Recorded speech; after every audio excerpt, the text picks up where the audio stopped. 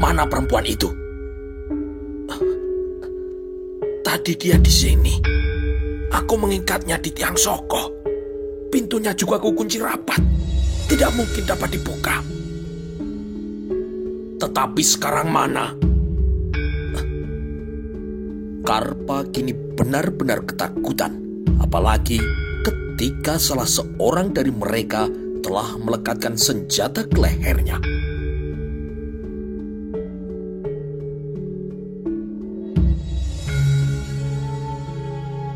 Ampun, Doro. Ampun. Mana perempuan yang dititipkan itu, Kau sembunyikan di mana? Sejenak kemudian, salah seorang dari rombongan berkuda itu rupanya mampu membaca jejak. Semula, ia memperhatikan pintu yang menyisakan jejak dibuka paksa. Pandangan matanya lalu tertuju pada dua jejak kaki yang melintasi pagar. Jejak itu kemudian tenggelam pada tanah gembur yang mengarah menjauh dari tempat itu. Kakang, aku menemukan jejak baru. Mereka belum lama pergi. Jejak kaki dua orang. Rupanya ada orang lain yang mungkin menolongnya. Perhatian orang-orang itu kemudian segera tertuju pada jejak-jejak kaki yang diyakini pasti milik orang yang sedang mereka cari.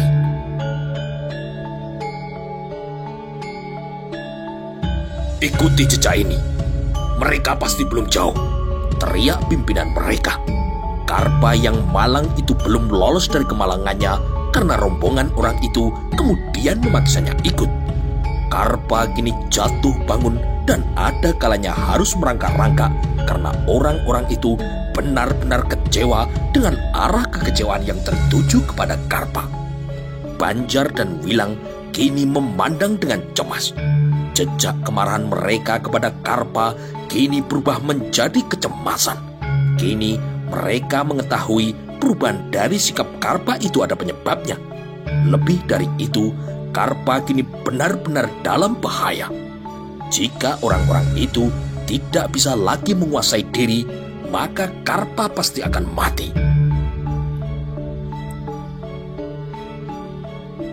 Apa yang harus kita lakukan, Kang? Tanya Wilang.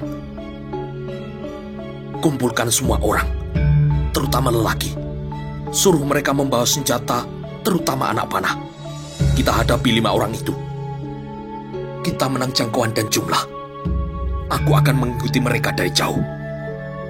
Baik, Kang, jawab Wilang yang dengan segera melaksanakan perintah itu. Banjar kemudian masuk ke dalam rumah diikuti oleh istrinya. Dari dalam sebuah kotak kayu yang tergeletak di bawah tempat tidurnya, Banjar kemudian mengeluarkan gandewo dan endong yang penuh dengan warostro. Banjar tidak pernah membayangkan akan menggunakan anak panah itu untuk manusia. Selama ini sasaran bidik senjatanya hanya berupa harimau atau binatang liar yang telah mengganggu kebunnya.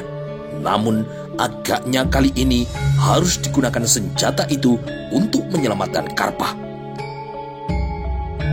Kang, mereka adalah orang-orang yang berbahaya, Kang. Istrinya yang amat cemas itu mengingatkan. Ya, aku sudah terbiasa menggunakan anak panah ini untuk menghadapi keadaan yang lebih sulit. Aku pernah menghadapi 3 ekor macan. Aku harus menyelamatkan Kang Karpa. Ia kini berada dalam bahaya. Tenanglah, Nyai. Sekarang, kamu bersembunyilah di rumah Paman Sambi. Ceritakan kepadanya apa yang telah terjadi, agar Paman Sambi nantinya juga bisa ikut membantu. Baik, Kakang, jawab Murti. Bergegas, perempuan yang tengah hamil dengan perut yang membesar itu kini berlari di jalan setapak melaksanakan petunjuk dari suaminya. Meskipun perutnya besar, ternyata tidak mengurangi kegesitannya dalam berjalan bergegas.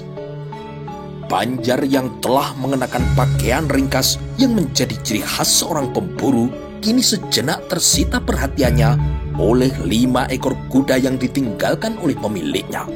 Di benak Banjar kemudian muncul pertanyaan, gagasan apa yang bisa dilakukan terhadap kuda-kuda itu? Apabila binatang itu diusir pergi, tentu akan membuat pemiliknya kebingungan. Namun, Banjar pilih menunda gagasan itu. Karpa yang kini tengah berada dalam bahaya sangat membutuhkan pertolongannya. Banjar kemudian berlari dengan sangat kencang. Ia lakukan hal itu sambil menunduk. Dengan gesit, sebagaimana umumnya pemburu binatang buas di hutan, Banjar melompati pematang dan kalengan tanpa beban apapun. Setelah beberapa saat telinganya menangkap jejak 5 orang yang bersenjata itu dari umpatan-umpatan yang terdengar di udara, juga jerit kesakitan saat Karpa harus menghadapi ayunan tangan dari orang-orang yang berwajah kejam itu. Bangsat, kalau sampai perempuan itu hilang, aku jamin kau akan juga kehilangan nyawa. Kepalamu akan kupenggal. Karpa kini merasa dirinya telah habis. Doro, aku sudah menjaganya. Pintu belakang rumahku juga telah kukunci dengan rapat. Aku sama sekali tidak mengira perempuan itu bisa lolos. Padahal tubuhnya telah aku ikat erat, ucap Karpa dengan amat terbata. Namun 5 orang yang berwajah galak itu tidak peduli terhadap kilah apapun dari Karpa. Di mata mereka yang ada hanyalah perempuan itu kini telah hilang. Karpa yang telah menerima upah yang cukup banyak tidak bekerja dengan baik. Kalau perempuan itu tidak tertangkap, mereka berencana benar-benar akan menghabisi Karpa. Namun salah seorang dari 5 orang itu yang memiliki kemampuan membaca jejak dengan sangat baik, ia kini mampu melihat apa yang orang lain tidak bisa melihat. Ia membaui jejak seolah bau udara yang mengalir itu bisa ditandainya. Hanya dengan membaui udara bisa mengetahui seorang itu berada di mana. Mereka belum jauh, perempuan dan seorang laki-laki, kata orang itu. Bagaimana ada laki-laki yang menolong perempuan itu? Tanya pimpinan orang itu. Aku tidak tahu, Doro. Aku benar-benar tidak tahu ada orang yang masuk ke rumahku dan mengeluarkan perempuan itu, jawab Karpa. Jawaban Karpa yang demikian menyebabkan orang yang bertanya itu tidak merasa puas. Itulah sebabnya sekali lagi Karpa terjengkang oleh hantaman kakinya.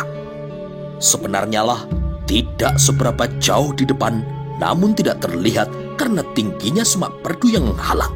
Dwarasta tengah pontang-panting berusaha untuk menyelamatkan Dyah Menur. Dari teriakan-teriakan yang terdengar dan juga dari ayunan cambuk yang meledak, Dwarasta bisa mengukur orang-orang yang memburunya di belakang itu kini semakin mendekat. Dyah Menur yang akhirnya merasa bergantung pada pertolongan lelaki itu kini terus mengikuti langkah kakinya dari belakang.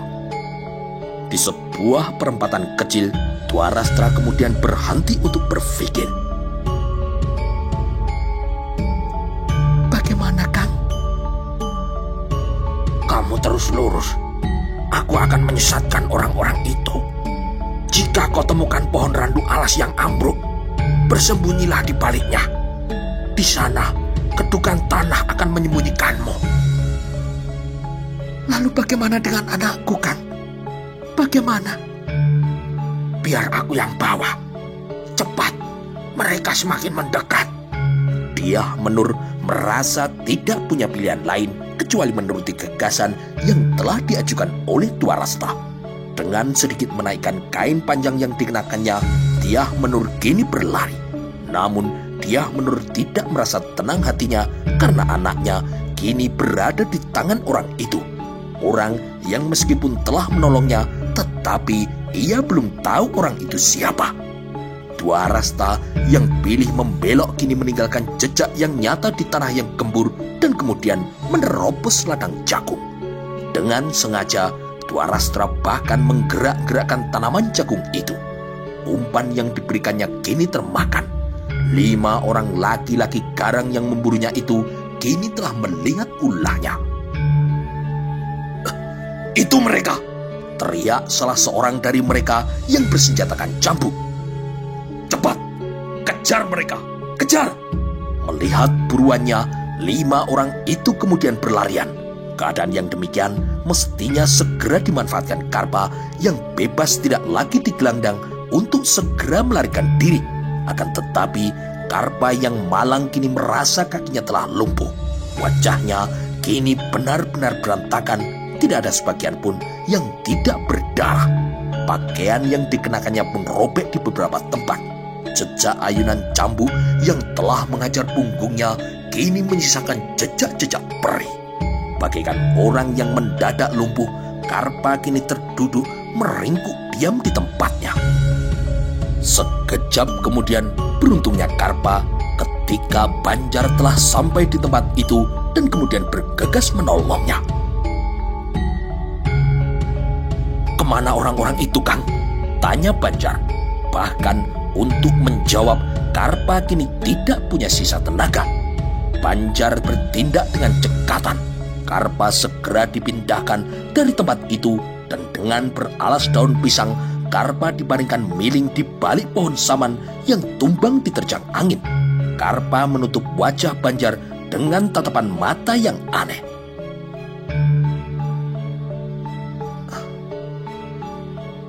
"Maafkan aku, Jar. Maafkan aku," ucapnya dengan lirih.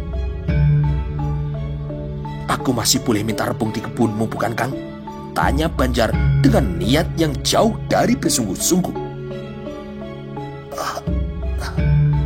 "Boleh. Boleh, Jar. Ambil saja semuanya." Banjar kini mencermati keadaan. "Tetaplah berada di sini, Kang. Wilang sedang meminta bantuan. Aku akan mengikuti mereka. Tetapi siapa sebenarnya perempuan yang telah kau sembunyikan itu, Kang?" Karpa kini meringis kesakitan. "Kang, kau mendengar pertanyaanku?" Untuk pertanyaan itu, Karpa kemudian mengangguk. "Ya, semalam aku kedatangan tamu. Dengan upah yang besar, tamu itu menitipkan seorang perempuan dengan anaknya. Yang aku ketahui, namanya adalah Dyah Menur, istri seorang bangsawan istana. Aku tidak tahu apa persoalannya. Hanya itu saja." Wajah Banjar kini berubah sangat tegang. "Istri seorang bangsawan, Kang?" "Ya." "Baiklah, bertahanlah, Kang. Aku akan mengejar orang-orang itu. Salah besar bila mereka merasa bisa berbuat seenaknya di tempat ini." Dengan gesit sebagaimana layaknya seorang pemburu, Banjar kemudian mengejar orang-orang yang telah berbuat kejam kepada tetangganya itu. Hanya saja kali ini Banjar tidak menempatkan harimau atau babi hutan sebagai buruannya. Sementara itu, dengan jantung yang berlarian dengan kencang, Dyah Menur telah menemukan tempat yang disepakati. Di depannya kini melintang pohon randu alas yang ambruk yang ternyata memang menyembunyikan sebuah lekukan tanah yang bisa digunakan untuk bersembunyi. Dengan segala gelisah dan cemasnya, apalagi bila teringat dengan anaknya, Dyah Menur menunggu waktu yang terus bergerak berlalu. Waktu yang berjalan, kini ia rasakan berjalan amat lambat. "Anakku, bagaimana dengan anakku?" letup Dyah Menur. Kemalangan Dyah Menur rupanya masih harus berlanjut. Seekor ular sekepalan tangan kini meringkuk tidak jauh darinya. Ular itu dari jenis ular yang mematikan. Namun ketakutan kini telah menumbuhkan keberanian. Ketika ular itu merayap semakin mendekat, ular itu tidak menduga sasaran yang akan dipatuknya melakukan sesuatu yang tidak pernah dibayangkan. Dyah Menur masih memiliki kesadaran dan juga sedikit kekuatan untuk meraih bongkahan batu sebesar kepalanya. Dengan sekuat tenaga, perempuan malang itu mengayun-ayunkannya. Ular itu mungkin meremehkan orang yang ada di depannya dan terlambat untuk menghindarinya. Batu besar itu kini telah jatuh tepat menimpa kepalanya. Berkerocotanlah ular itu menjelang kematian yang akan menjemputnya.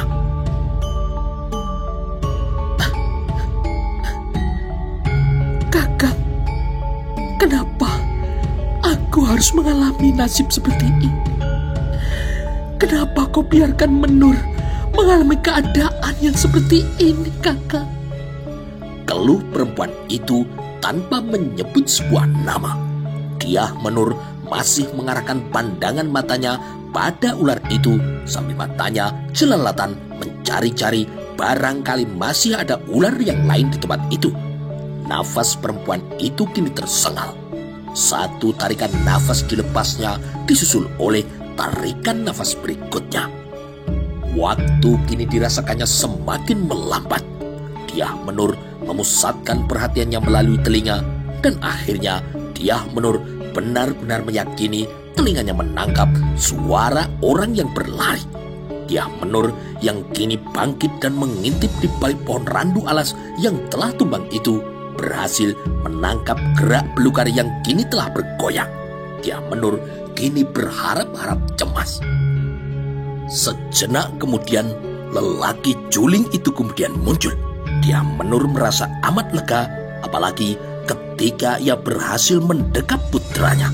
Dilumurinya bocah itu dengan air mata yang tidak habis-habisnya. Diciuminya bocah itu hingga sangat tandas, dan melihat bayinya akan menangis, dia Menur berusaha untuk menenangkannya. Shh, kuasai dirimu, jangan menangis. Nanti anakmu malah ikut juga menangis. Dan kita pasti akan ketahuan bersembunyi di sini, ucap Dwarasta. Dia Menur memenuhi permintaan dari Dwarasta. Dengan sekuat tenaga, ia kemudian berusaha untuk menguasai diri. Apalagi saat kemudian dari kejauhan, ia mendengar suara-suara umpatan dari orang-orang yang tengah mengejarnya. Apakah mereka akan menemukan tempat ini, Kang? Tanya dia Menur dengan cemas. Aku tidak tahu, tetapi sebaiknya kita tinggalkan tempat ini. Di sana ada gua yang bisa kita manfaatkan untuk bersembunyi, jawab Dwarasta. Dia Menur tidak menolak dan mengikuti langkah Dwarasta. Akan tetapi ada sesuatu yang kemudian menghentikan langkah kaki-kaki itu. Kau membunuh ular? Tanya Dwarasta. Iya, Kang. Ular itu nyaris mencelakaiku. Dengan merayap dan mengendap-endap, kemudian Dwarasta membawa dia Menur ke tempat lain yang jauh lebih aman. Sebuah gua yang tersamarkan karena semak belukar yang menutupi mulutnya. Dia Menur cemas apabila gua itu di tempat ular. Tetapi dengan segera rasa akhirnya kini mencuat. Gua itu tampaknya sering ditempati, menilik, terdapat tikar, bahkan peralatan untuk memasak di tempat itu. Gua itu bahkan juga nampak bersih. Sebuah sapu juga terlihat di tempatnya. Aku sering berada di sini, ucap Dwarasta ketika melihat perempuan itu terheran-heran. Dia Menur kemudian segera duduk bersandar di dinding. Dengan segala kecemasan yang mempuncak, dia Menur kini memeluk anaknya. Barangkali menyadari keadaan sedang gawat, bayi itu diam tidak rewel. Bayi itu mendongak ketika suara teriakan-teriakan orang yang kalap itu terdengar, bahkan pada jarak yang sangat dekat. Mereka tak akan menemukan tempat ini. Kau tenang saja, Ditya Menur, ucap Dwarasta. Dia Menur kini mengangguk. Sebenarnya lah 5 orang lelaki garang itu benar-benar kalap ketika melihat orang yang dikejarnya lenyap. Salah seorang dari mereka yang punya kemampuan untuk melacak jejak juga kebingungan ketika terhadang sebuah sungai yang dangkal. Sial. Bagaimana? Aku kehilangan jejak, Kakang. Orang itu menyeberang sungai. Tetapi entah di bagian mana ia menyeberang. Suara 2 ekor burung gagak yang melengking dengan keras seperti meledek mereka. Salah seorang dari orang-orang itu demikian marahnya yang kemudian ia salurkan dengan berteriak sangat keras. Upayanya berhasil. Pasangan burung gagak itu kaget dan seketika terbang menjauh. Burung gagak itu merasa suaranya memang buruk, namun burung gagak itu lebih terkejut melihat kenyataan ternyata ada suara yang lebih buruk lagi dari suara mereka. Akan tetapi, orang yang berteriak dengan keras itu seketika terbungkam ketika sesuatu menyengat pundaknya, dan hal itu telah menyebabkan ia terhenyak dan tersungkur. Apa yang terjadi pada orang itu juga kemudian mengagetkan teman-temannya. Mereka kemudian segera berloncatan dan mencoba memahami apa yang terjadi. "Kenapa denganmu?" tanya temannya. Sakit yang luar biasa dirasakan orang itu dengan segera jatuh kemudian terduduk. 4 orang yang lain kini terkejut melihat sebuah anak panah telah menancap di pundak orang itu.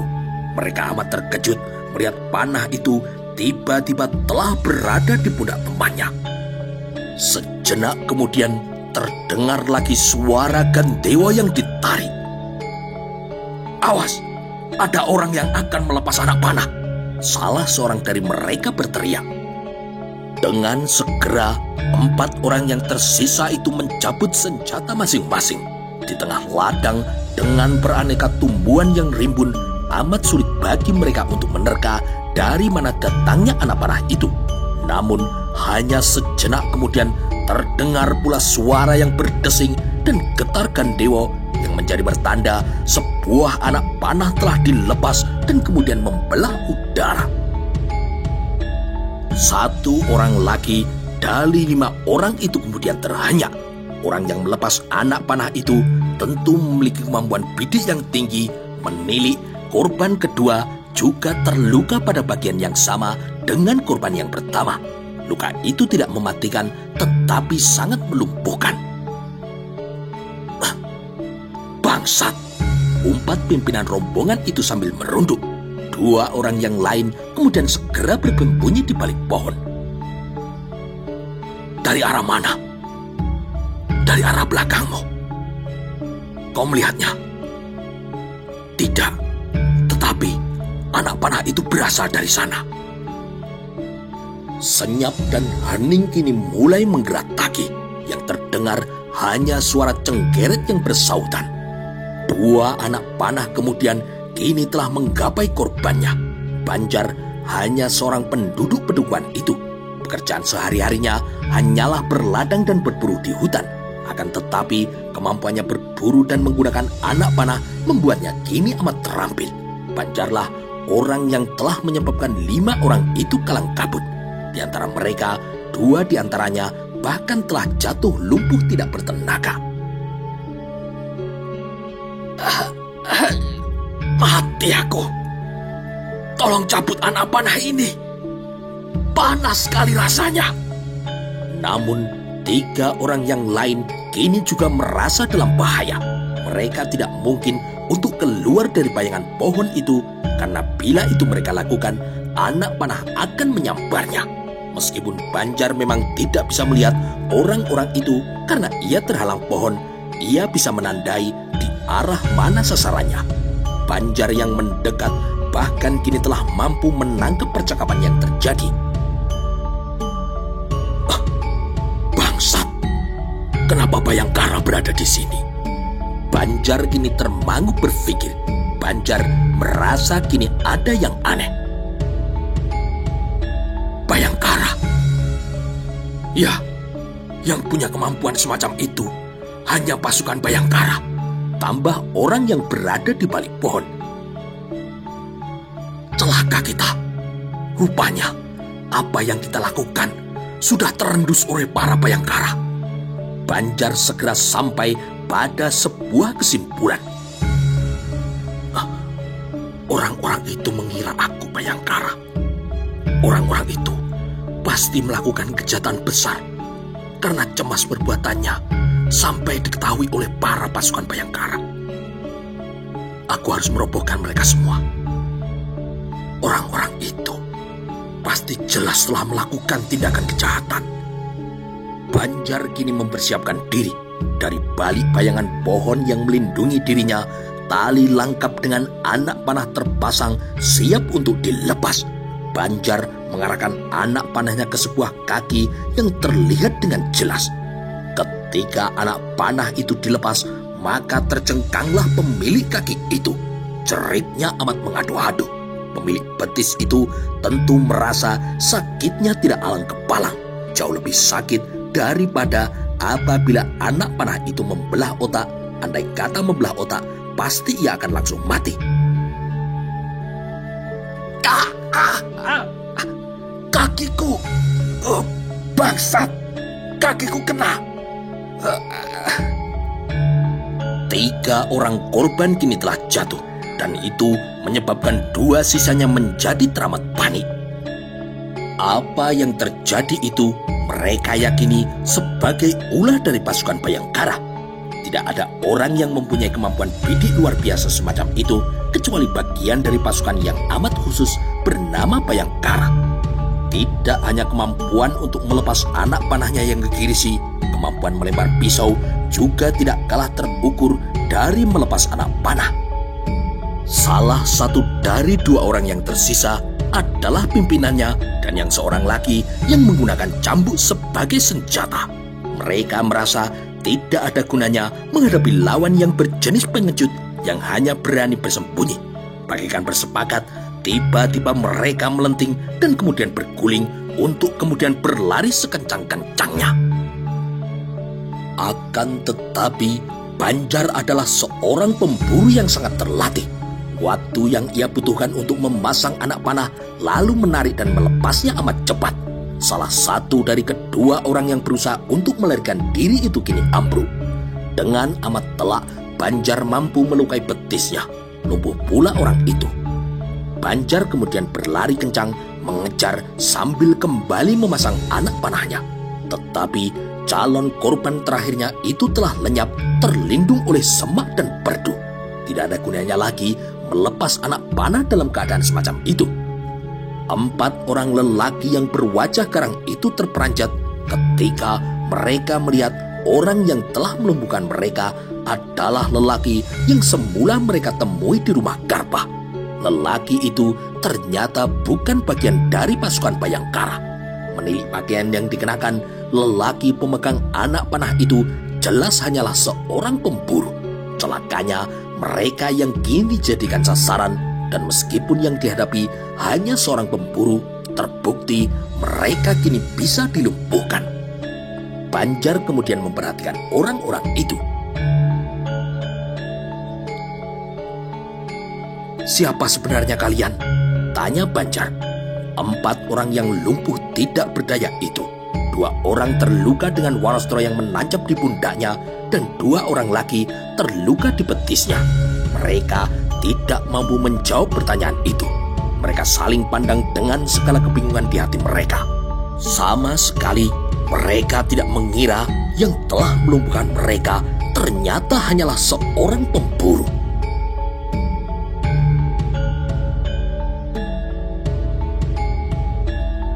"Apa yang kalian lakukan di pedukuhan kami?" Banjar kemudian kembali bertanya. 4 orang yang telah ambruk itu tidak ada yang menjawab. Namun derajat cemas mereka makin meningkat ketika dari kejauhan terdengar suara-suara riuh. Sebenarnya lah orang-orang sepedukuhan daleman telah mendengar apa yang terjadi. Semua laki-laki kini keluar dari rumahnya masing-masing dengan membawa senjata apa saja. Para pemuda yang gemar berburu di hutan membawa langkap lengkap dengan anak panahnya, sementara sebagian yang lain membawa pedang. "Apa yang terjadi?" bertanya seorang laki-laki yang bernama Sambi yang menjadi tokoh paling disegani di pedukuhan itu. Orang-orang yang lain hanya memperhatikan apa yang tengah terjadi. "Pertanyaan itu baru kuajukan, Paman. mereka belum menjawab pertanyaanku. Tetapi tampaknya mereka adalah orang-orang jahat. Menilik, mereka cemas bila perbuatannya sampai ketahuan oleh pasukan Bayangkara. Yang aku yakini, seorang perempuan dengan seorang anaknya yang masih bayi telah disekap di rumah Kang Karpa. Perempuan itu, menurut Kang Karpa, adalah istri seorang bangsawan istana. Tidak jelas oleh alasan apa mereka menyekapnya. Ki Sambi kemudian memperhatikan orang-orang yang berkelimpangan itu. Apakah anak panahmu beracun, Banjar? Ya, Paman. Anak panah itu beracun, jawab Banjar. Jawaban itu membuat para korbannya kini gelisah. Ki Sambi tersenyum karena ia tahu persis Banjar tidak pernah menggunakan racun. Lalu, bagaimana dengan perempuan yang telah disekap itu? Sangat mungkin Dwarasta menolongnya, Paman. Dwarasta? Tanya Ki Sambi. Iya, Paman. Terlihat kini ada perubahan di wajah Ki Sambi. Semacam kecemasan, namun Ki Sambi tidak berniat berboros-boros dengan waktu yang ada. Semuanya menyebar. Cari Dwarasta dan perempuan itu. Adalah sungguh sangat beralasan bila Ki Sambi kini merasa cemas. Itu karena Ki Sambi mempunyai catatan tersendiri atas Dwarasta. Di dalam gua yang terlindung di balik lebatnya semak dan perdu, Dwarasta kini memandang dia menurut dengan tatapan yang aneh. Lehernya kini naik turun. Sejauh umurnya yang telah mendekati 40 tahun, laki-laki itu masih belum juga beristri. Hal itu karena tidak seorang pun perempuan yang mau diberistri olehnya. Dwarasta juga mempunyai catatan buruk terhadap perempuan. Di hadapannya, perempuan yang tengah menyusui itu kini terlihat amat cantik. Pemandangan indah yang kini mengganggu pengendalian nafsunya itu demikian sangat menarik hatinya, menyendal-nyendal simpul syaraf hasratnya, dan itulah sebabnya tanpa tanda-tanda apapun Dwarasta kemudian melakukan perbuatan yang tidak terduga. Dipeluknya perempuan itu dari belakang. Betapa kini terperanjatnya Dyah Menur menghadapi perbuatan itu. Apa yang kau lakukan, Kakang? Dyah Menur kini meletup. Adi Dyah Menur, jadilah istriku meski sekali saja. Adi Menur, sekali saja layani keinginanku, jawab Dwarasta sambil menyeringai. Dyah Menur kini benar-benar panik ketika laki-laki yang semula ia anggap sebagai dewan menolong itu bahkan bisa bertindak lebih jauh dari sekedar menyeringai. Dwarasta kini menjadi gelap mata. Kecantikan perempuan itu telah membuatnya kehilangan akal waras yang minggat entah kemana. Betapa gugup kini Dyah Menur melihat Dwarasta melucuti dirinya sendiri. Kang, tolong jangan lakukan itu, Kang. Bukankah kau juga sudah pernah melakukannya, Adi? Kau punya anak. Anggap saja ini adalah upahku karena telah menyelamatkan dirimu dari orang-orang yang bermaksud jahat itu, ucap Dwarasta dengan liur yang menetes. Akal warasnya kini benar-benar telah minggat. Dyah Menur kini gugup, apalagi ketika dengan beringas Dwarasta yang setengah telanjang itu menubruknya. Dengan beringas pelepotan nafsu, Dwarasta bermaksud menjejalkan diri ke dalam perempuan itu. Akan tetapi dengan segera betapa tersentaknya laki-laki yang bernama Dwarasta itu. Mula-mula Dwarasta terlihat bingung.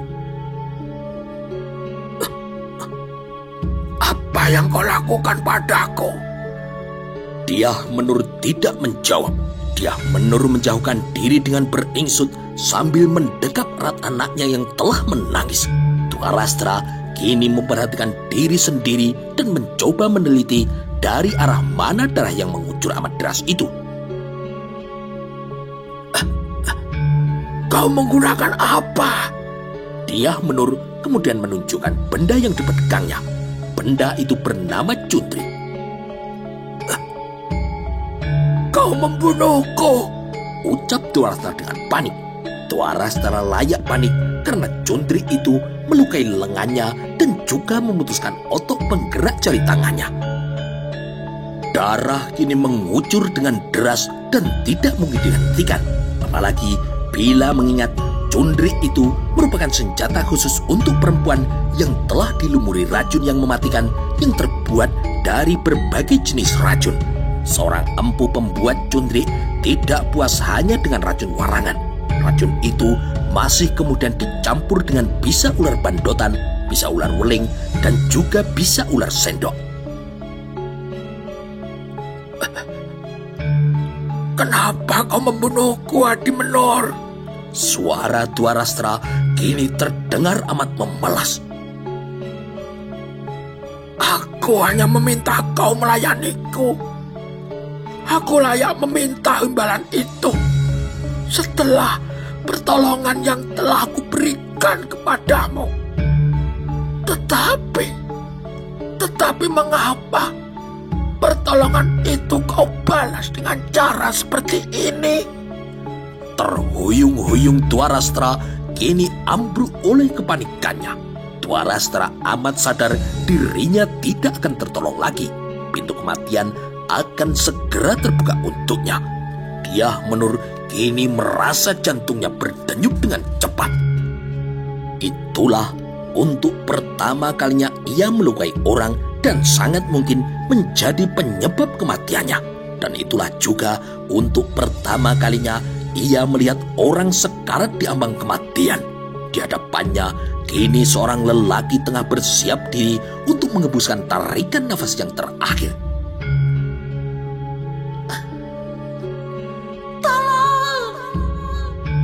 Dan ternyata pertolongan itu datang di saat yang tepat.